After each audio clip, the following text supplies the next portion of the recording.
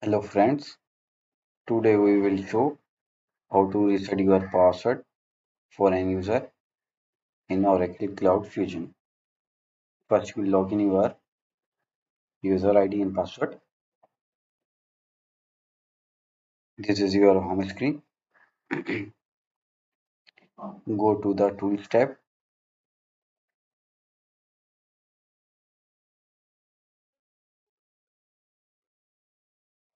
Here are the tool tabs. Then go to the Security Console. In Security Console, click on the User tab.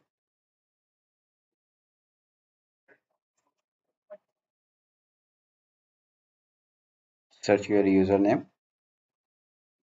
For example,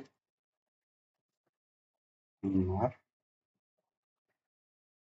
Here your user. Click on the username.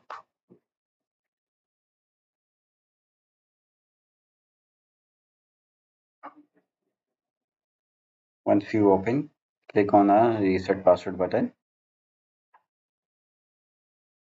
Then click on Manually Change the Password. And here you reset your new password.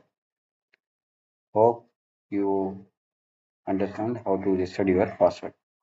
Thank you so much.